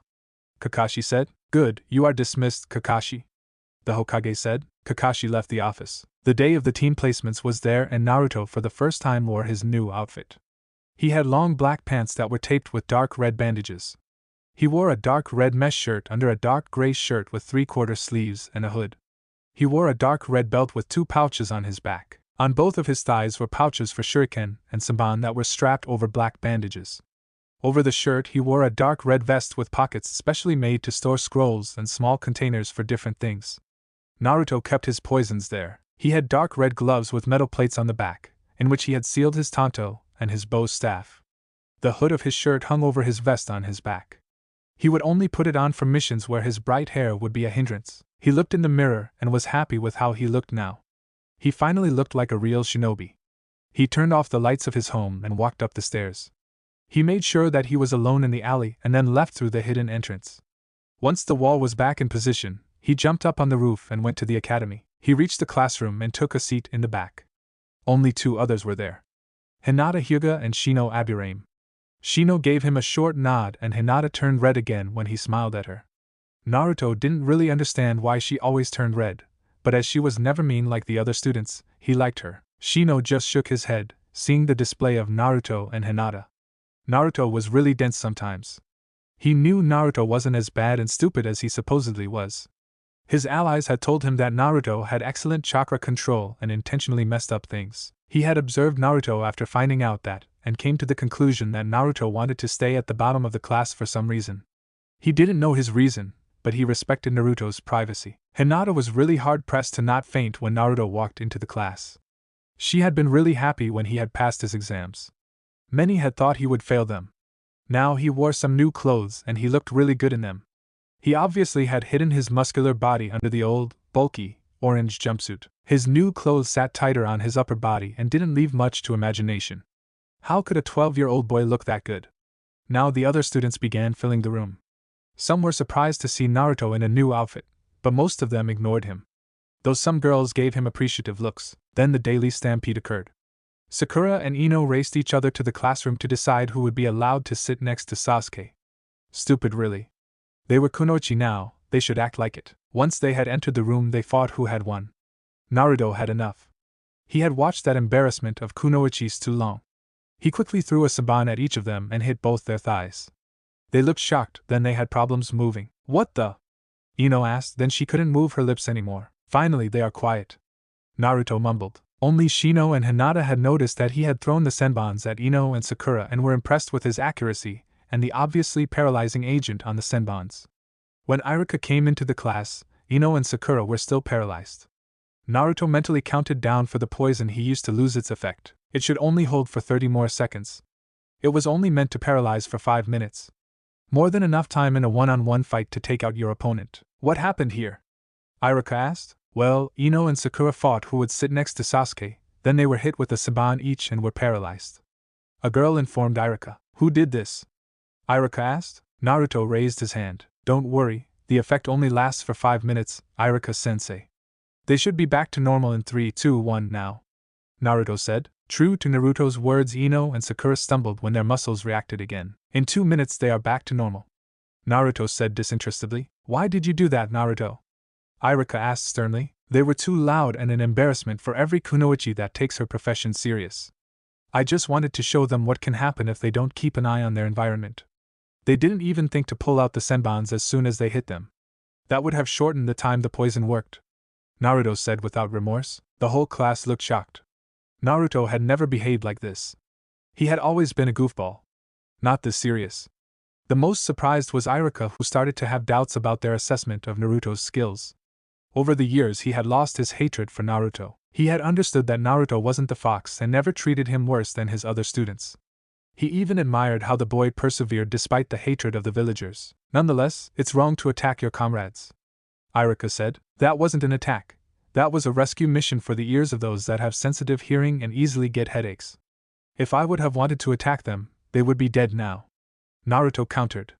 I would just have had to use a deadly poison instead of a paralyzing one or aimed at a vital point. With their reaction times, they would be dead before help would have arrived. Iruka couldn't say anything against that. Naruto was right. He could have easily killed them. He wondered why the boy had changed so dramatically. Well, sit down, Ino and Sakura. We will start with the team placements. Iruka said. Grumbling, the two girls took seats, ironically on both sides of Sasuke. Iruka gave his class a speech how proud he was of them for graduating and how the real life of ninjas now waited for them. He told them to do their best, and then proceeded to read out the teams. Team 7, Naruto Uzumaki, Sakura Haruno. With that, Sakura's head crashed onto the table and Ino mocked her. And Sasuke Uchiha. Sakura cheered. Take that, Ino pig. True love conquers all. She shouted loudly only to be hit with a senbon again. This time in her shoulder. She turned around to shout at Naruto, only to be paralyzed again. Don't worry, that will take 5 minutes to wear off again. You can continue, Iruka-sensei. Naruto said, shaking his head at Sakura's idiocy. He had told her to first take out the senbon. Iruka just shook his head and wondered about the display of accuracy from Naruto. That point was where normally a vein was. Did he know anatomy that well? He hadn't shown anything like that before. Team 8, Hinata Hyuga, Kiba Inuzuka and Shino Aburame. Iruka said, and the three looked at each other. Team 9 is still active, so Team 10 are Shikamaru Nara, Choji Akimichi and Ino Yamanaka. What? Why do I get the lazy ass and the one who only eats when forehead girl gets to be on Sasuke's team? She ranted, only to be hit with another senbon into her hip. She grabbed the senbon and pulled it out, and turned angrily to Naruto. But she couldn't even start her rant because she was paralyzed. Better. 3 minutes, at least she remembered to take out the senbon quickly. Naruto commented. Naruto, please refrain from paralyzing your comrades. Iruka admonished him. Why should I? And I only use the term comrades very loosely with most of the class. Naruto said. You don't honestly expect me to treat them any different than they did me all those years? If you did, forget it. I have had it with the shit. Naruto stated. Iruka was worried. Naruto clearly bore a strong dislike for most of the class. It was understandable, but why did he show it now? Was the fox taking over? Ha, what could a dead lass like you do to us? The son of a shop owner that always kicked Naruto out asked. Naruto answered by vanishing from his seat and holding a kunai to the boy's throat. Don't underestimate me. You know nothing about me. I dare you to live one day of my life. You will want to kill yourself. You are not even close to strong enough to get through. Naruto said in a low voice. Naruto, that's enough. Iruka shouted. He asked for it. Naruto answered and vanished again to return to his seat. In his seat, Sasuke was seething. How could the dead last have those abilities? Only he and Uchiha should have them. He was the rookie of the year. Normally Sakura would have yelled at Naruto to stop trying to be cool, but she couldn't, the poison still worked. Then Ino's paralysis stopped. She first wanted to yell at him, but thought better of it and sat down. Twice having been hit with senbons and being paralyzed was enough. And Naruto would obviously do it again if he felt they were too loud. Half an hour after the other teams had been taken by their Jonin senseis, Team 7 still sat in the classroom. Sasuke was busy glaring at Naruto, Sakura was mooning over Sasuke, and Naruto was drawing in a notebook. He was working on a new seal, and everything was better than having to deal with his so-called teammates. Then the door opened and a silver-haired man with gravity-defying hair came in. Naruto looked up. He recognized the man. He was the Jonin he had copied the shadow clone jutsu from. He was Kakashi Hatake, one of the best Jonin in the village. His dad's old student. It seemed like the Hokage had kept his word and given him a sensei who wouldn't hate him for the fox. Kakashi had to know about sealing, and perhaps he even knew that he was the Yandame's son. My first impression, you are boring. Meet me at the roof in 5 minutes. He said and disappeared in a cloud of smoke. Sasuke and Sakura stood up and walked out of the room. Naruto waited a moment and then followed. If there were traps on the way, the two idiots would trigger them. He would stay alert. It was always better to be on guard, and over the years it had become second nature to him. He heard cursing in front of him. Obviously Kakashi's lateness had a reason. True to his suspicions, Sakura was trapped in a sling of ninja wire around her feet and dangling from the ceiling. Sasuke was pinned to the wall with 2 shuriken through his sleeves. You really should listen better. I told you to always be on guard. There were only a few reasons our sensei would be late, and preparing a small test with traps was one of them, he said. He threw a kunai at the wire that held Sakura in the air and made her fall to the ground. Get the bastard freed and follow me, he said, and walked on. On the way he lazily disabled 2 more traps. Then they reached the door to the roof. Naruto carefully checked for more traps on the door and found none. He opened it a little bit, only for Sakura shoving him out of the way, being impatient. She shouted they would be late.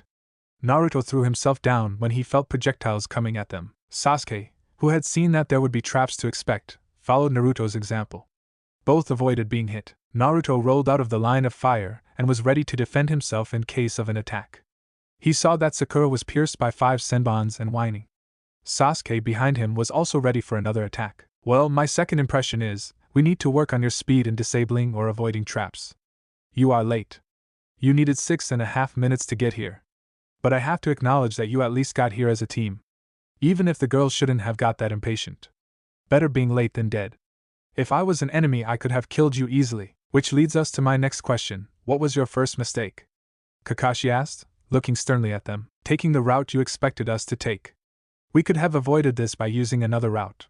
The best way would have been if we had used chakra to stick to the wall and climbed up here.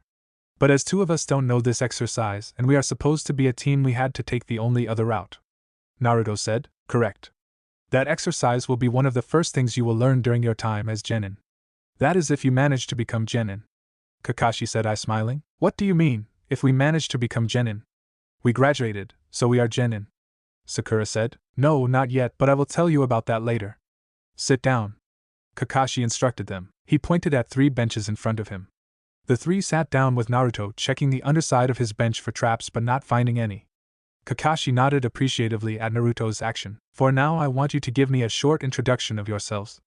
Name, age, likes, dislikes, hobbies and dreams. Pinky, you start. Kakashi ordered. Sakura looked confused. How should we do that, sensei? Couldn't you start to give an example? She asked. What does shinobi rule number 3 say? Black.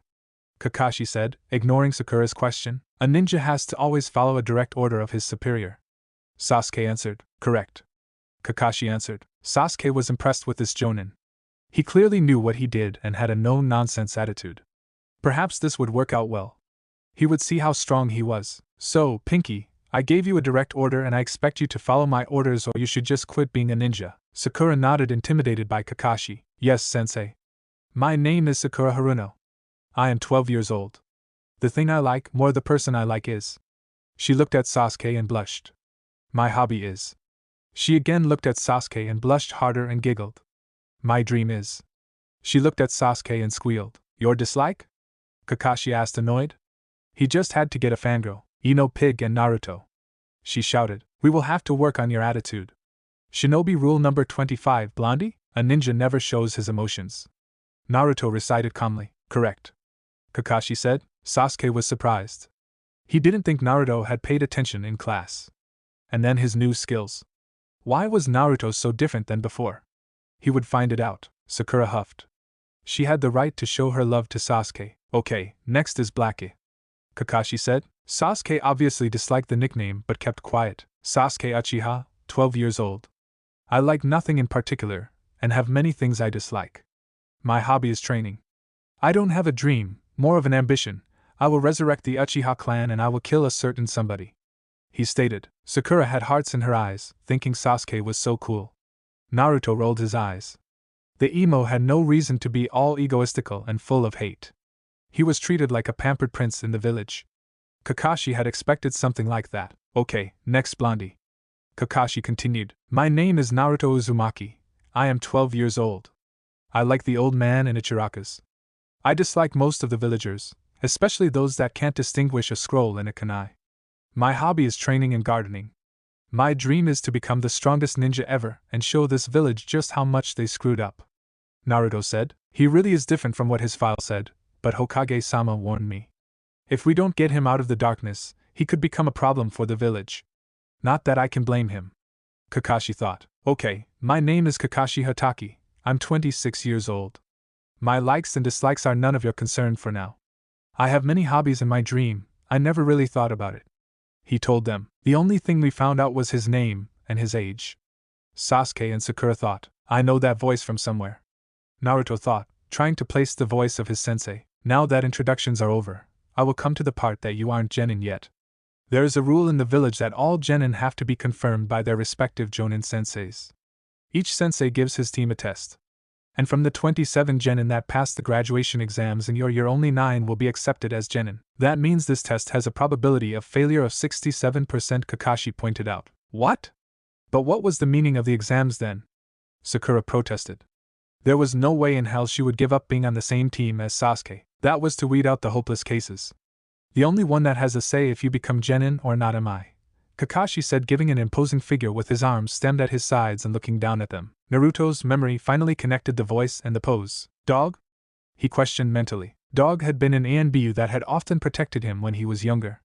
Naruto really hoped his sensei was his old ANBU guard. He had really liked Dog, especially as the man had often given him some sweets to help him over the shock after attacks.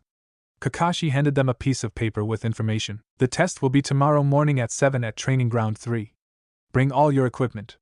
Oh, and you better don't eat breakfast or you will just throw up, Kakashi informed them. Then Kakashi disappeared in a cloud of smoke again. Sasuke stood up and walked away, Sakura closely behind him to try and get a date with him. Naruto wondered how long it would take for her to be killed on a mission like that. He decided preparation was necessary and used the body flicker to get to Training Ground 3. He spent 3 hours inspecting the training ground to be prepared for the next day. He didn't know if his so-called teammates would remember the lesson about knowing the terrain before a fight, but he did know that they wouldn't listen if he told them about it. Naruto then went into the woods to a river where he knew tasty fish could be caught. He caught 3 fishes for his dinner, went to his field to get some fresh vegetables and then went to prepare his food. A small campfire and an hour of cooking later, he had grilled fish and roasted vegetables. He ate and then extinguished the fire. On his way home he took to the roofs to avoid the glares from the villagers. He also didn't want to be found by messengers of the council. They would surely bitch about his behavior in class. Well, let them bitch. He was a ninja under the command of the Hokage. They had no power over him. Kakashi had observed Naruto after the meeting was over. He was positively surprised that he went to the training ground where the test would be to get an idea which environment he would have to work with. After that he caught himself some fish and disappeared somewhere else. Kakashi let him go. It wouldn't be good if Naruto thought he followed him. He needed to gain Naruto's trust to help him. From his estimation, the team meeting had gone well enough. Naruto was good and knew how to act as a ninja. Sasuke needed to get over his complexes. The best way to get there would be to practically isolate him from the village until the Chunin exams. So he would have to carefully choose the D-rank missions his team did. No missions inside the village where the villagers could show their bias against Naruto and towards Sasuke. But at least Sasuke had the necessary skill to be a ninja. Attitudes could be corrected over time. Getting skills that should have been taught in the academy to an appropriate level was harder.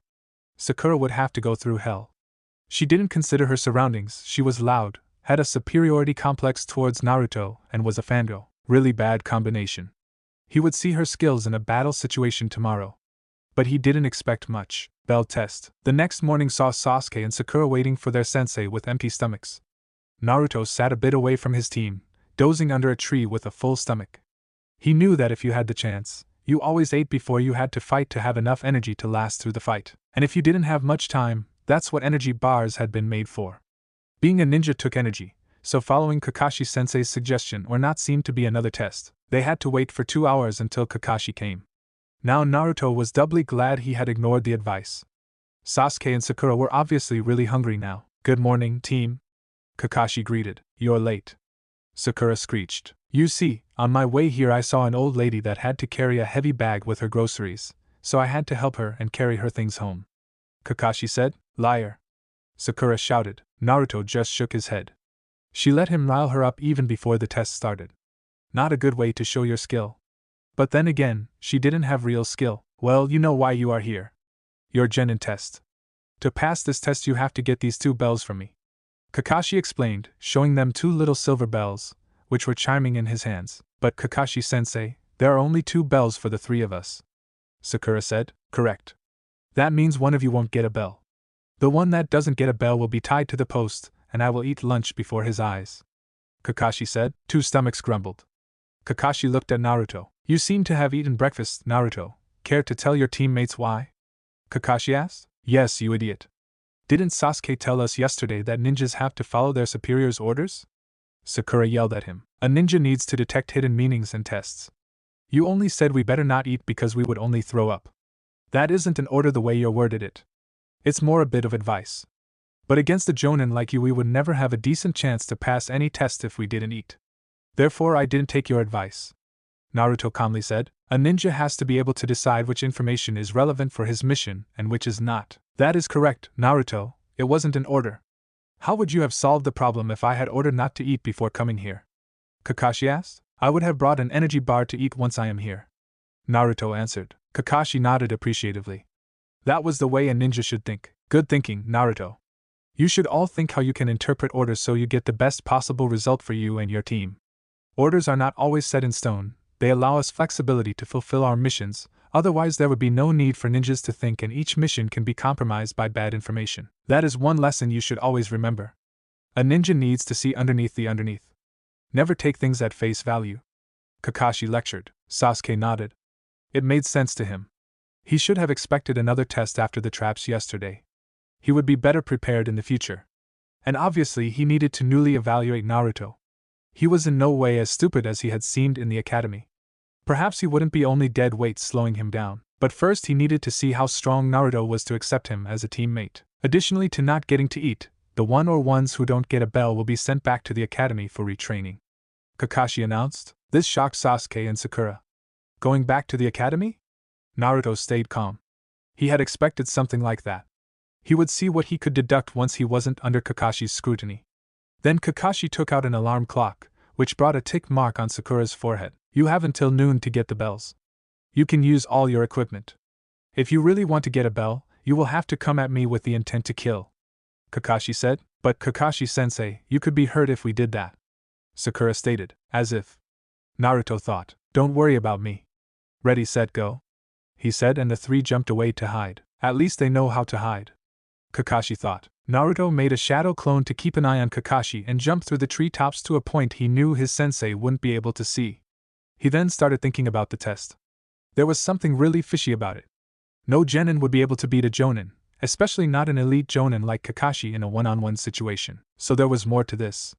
"Look underneath the underneath," Kakashi had said.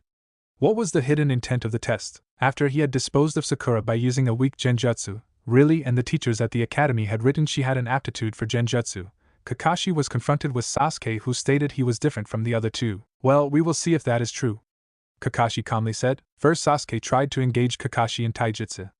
Kakashi had to admit, Sasuke was good for a student fresh out of the academy. He even managed to touch the bells with the tips of his fingers. That was impressive even if he was holding back against his genin. He threw Sasuke at a distance. Sasuke shot a great fireball jutsu at Kakashi, who was surprised, because no normal genin should have so much chakra. When the fireball ran out of energy, Sasuke looked around. Where was Kakashi? Left, no. Right, no. Above, no. He thought, below. He then heard and was pulled underground by his feet. Not bad, Sasuke, really not bad. But you still didn't get a bell. Perhaps the Uchiha aren't all what they are said to be, Kakashi said and left his student to ponder. Sasuke was fuming. How did Kakashi dare to insult his clan? Naruto meanwhile had the answer, and it gave him a headache. Teamwork. How the hell should he achieve that? None of his two so-called teammates would be willing to work with him. He had his shadow clone that was trailing and observing Kakashi dispel to get the information about the Jonin's fighting style. He processed the memories of the clone and then went to have his turn.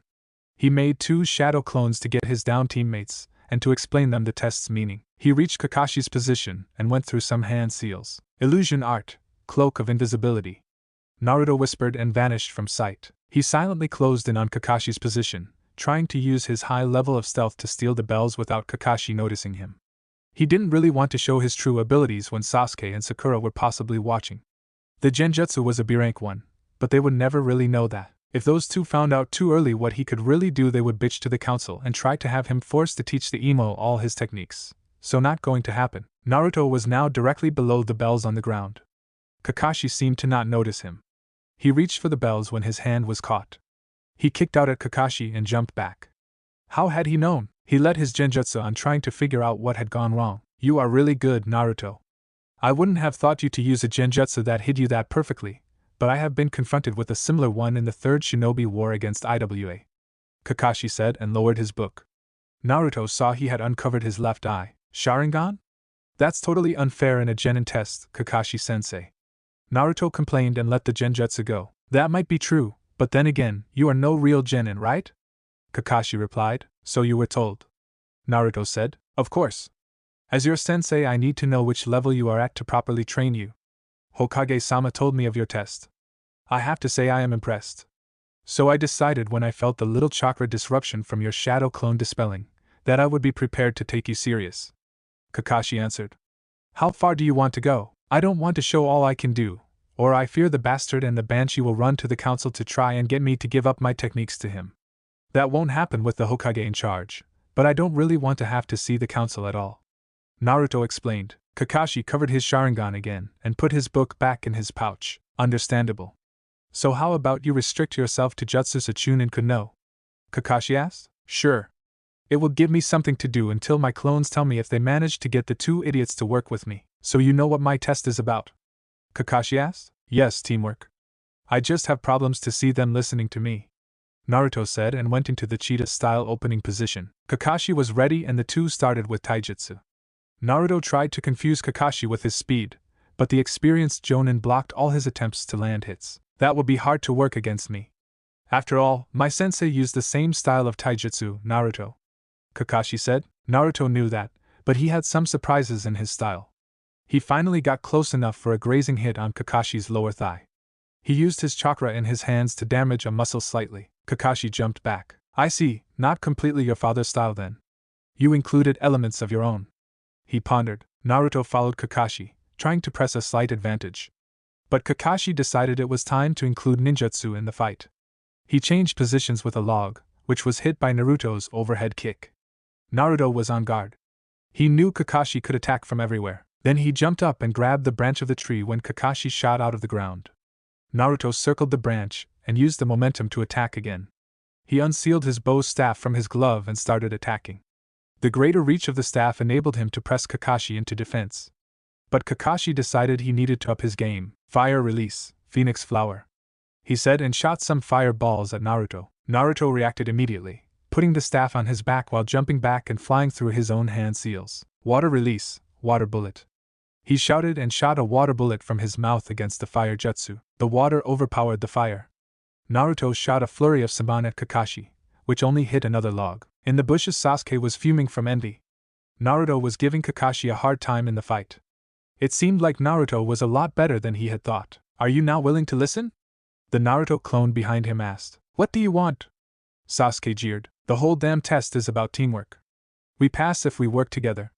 I don't like you any more than you like me and we both detest the Banshee. I only want you to push that aside and show Kakashi that we can work together if the situation requires it. The whole getting a bell is setting us up against each other. That's why he told us to look underneath the underneath. You see my original fighting out there.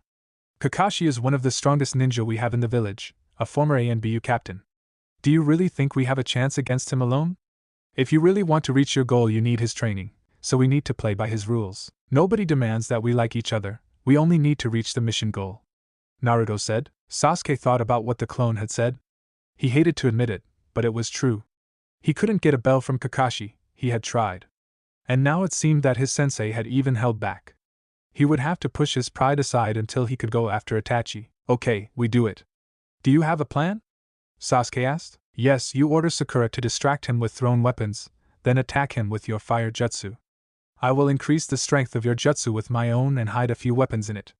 Naruto said, relieved that Sasuke had finally seen sense. You can use fire jutsus? Sasuke asked, surprised. He had thought Naruto to be a water element. No, but a wind jutsu. The water jutsu you saw is my defense against fire users. Wind is weak against fire, but can also be used to increase the strength of a fire jutsu. Naruto told him. Sasuke nodded. They didn't have time to discuss this. Where is Sakura? Sasuke asked. About 500 meters away at 245 degrees. Naruto answered. Be ready in 5. Sasuke said and went to order Sakura to do her part. The clone made another clone and dispelled it to inform the original. The real Naruto was now on defense and tried to avoid Kakashi's attacks. Damn, his sensei was really good. He replaced himself with a log when Kakashi shot another fire attack at him. He then got the message from his clone. Thank God Sasuke's ambition was strong enough to override his pride for short periods of time. Naruto went to hide again and waited for the signal. Then several kunai were thrown from the bushes. They were not very fast, but they were on target. Kakashi deflected them without problems. Then Sasuke shot his fireball and the Naruto clone strengthened it with a wind jutsu. The real Naruto waited at the side, expecting Kakashi to replace himself with a log. He knew which log he would probably use, so he aimed a bunch of coated senbon at the place. Kakashi managed to deflect all but one of them and quickly pulled it out of his arm. Kakashi attacked Naruto's position with a flurry of shuriken, forcing Naruto to move. Kakashi made a shadow clone of himself that got him out of danger. Naruto followed, but had to fight the shadow clone. Sasuke, get the bells, you have 2.5 minutes. Naruto shouted. The shadow clone of Kakashi managed to keep his original safe for 1.5 minutes. Then Sasuke closed in on their position and tried to grab the bells only to be stopped by a weakened Kakashi. Kakashi still defended the bells and then the alarm rang. Damn, Naruto said. We were so close. Kakashi ordered the 3 genin to the starting point. He tied Sakura to the post. Nice try, but you all didn't get the bells. Kakashi said. No, but that wasn't the intention of the test, wasn't it, Kakashi-sensei? Sasuke asked. He had realized while they fought together that their chance to get the bells had increased, so Naruto was probably right. So you also understood it. Sakura, do you also know the true meaning of the test? The secret to pass? Kakashi asked. Huh? A true meaning? She wondered. Obviously not. But you still helped your teammates in the last attempt to get the bells. Why? Kakashi asked. Sasuke said I should. She answered. Naruto shook his head. The girl was so stupid and was praised as the smartest kunoichi in their class. Naruto, tell her. Kakashi said. The true test was if we could work together as a team. Alone none of us would have had a chance against an elite jonin like Kakashi-sensei. Together we had a chance, like you saw in the end. Naruto said. Correct. I wanted to test if you could put your own interest aside and work for the overall goal of the mission, getting the 2 bells. I am happy that you in the end did it, even if not all of you understood the meaning of the test. Therefore you all pass. All of the genin's faces lit up, even Naruto's a little bit. In our line of work, teamwork is the most important factor for the success of a mission. You have to always remember that rules and guidelines are not absolute. If you followed the rules and fought on your own to get a bell, you would have overall lost, even if you would have managed to get one. Those that break the rules are trash in the ninja world, but those that abandon their comrades are lower than trash. Always remember that. Konoha became the strongest of the 5 great shinobi villages by following this mentality. We fought in 3 wars and came out victorious because we cherished our comrades. Individual strength of a ninja is important, but without teamwork even the strongest can be brought down. Believe me, I have experienced it. Look at this stone. Kakashi pointed at the memorial stone. On this stone the names of those we call heroes in Konoha are engraved. All those ninja died in the line of duty. They are never forgotten because their comrades keep their memories alive. Right, we are done for today. Tomorrow we will start our training. Be at this training ground at 6 in the morning for physical training. Kakashi ordered. Naruto nodded and walked away after hitting Sakura's spines with a shuriken to free her. In the Hokage's office, the Jonin were assembling to report the results of their genin tests. Even Kakashi was only 15 minutes late, which wondered the others. After the first 6 teams had been reported to have failed, it was Kakashi's turn. Team 7 passed, he said. The others stared at him unbelievingly. It was well known that Kakashi never passed a team. Kurenai then got out of her shock and reported. Team 8 passed, she said. Asuma was last. Team 10 passed, he said. Okay, that means we have 3 new teams under Kakashi, Kurenai and Asuma. Very good. The ones who failed their teams can go, the other 3 stay, the Hokage said. When the others left the room, the Hokage turned to the new senseis. I would like a short overview over the things you think you need to work on with your teams, he told the 3. Ladies first, Kakashi said to Kurenai, who rolled her eyes. Okay, Kiba Inuzuka has a good base in his clan's techniques, but he is very brash. I will have to work with him to not just rush into a fight but assess his opponent's strengths and weaknesses. He could also use training in chakra control and genjutsu detection. Shino Aburame needs to increase his chakra reserves to better assess his combination attacks with his bugs and to work on his taijutsu, as he can't use many ninjutsu without his bugs like all Aburame. But he has a very firm grip on strategy and knows how to work on a team. It was his planning that got my team to pass my test. Hinata Hyuga needs to overcome the belief that she will always fail that has been instilled into her by her clan. If she could do that, she would be a lot stronger than she already is. She can use her Byakugan at an acceptable level for somebody her age, but I have the feeling something is off with her taijutsu. It just doesn't seem to suit her fully. She has a good grasp on dispelling genjutsu and tries to get along with her teammates, Kurenai said. I see. I want you to not only concentrate on training them as a tracking team, get them to be flexible. You have a team that consists of 3 clan heirs who all have had additional training in their clan's techniques. Be creative in how you train them. If possible, get them ready for the Chunin exams in 6 months. It would look good for Konoha if we could present some clan heirs in the exams. Next, the Hokage said. Okay, I guess Kakashi wants to go last as he had the most difficult team of us, Asuma said. Shikamaru Nara is your typical lazy Nara. He worked well together with Ino and Choji, but that was to be expected of an Ino Shikucho trio. Shikamaru needs to get motivated. His techniques are okay. He used one of his clan's special jutsu to capture me. I didn't see any taijutsu from him, but considering his build, he needs more physical training. Choji was following Shikamaru's plan to get the mission done with the least possible amount of work. He was in a supportive role. He needs to work on ninjutsu, genjutsu, and speed. His power is above average, like you normally expect from an Akimichi. Ino is a problem. While she worked with her teammates, she was complaining that she wasn't on a team with Sasuke Uchiha all the time and about the lack of motivation in her teammates. She is physically weak and has no stamina. The only way she could help with the test was that Shikamaru caught me and she could take over my body with a mind control jutsu. She didn't seem to have abilities above the academy jutsu, which she didn't really utilize as well. Asuma reported. Okay. Asuma, get your team in gear. You have the same directions as Kurenai, which also holds true for Kakashi. The Chunin exams. Don't let your team slack in their training. If necessary, put them through the grinder. Get their individual skills up. You have worked with Naras and Akimikis in the past, so you know how to handle them. I want both of your teams to be the face for the new genin teams in the village. You will take at least 1 D-rank mission a day from next week on. Train your teams to be coherent units. This generation we have a lot of strong individuals, and we will need them in the future.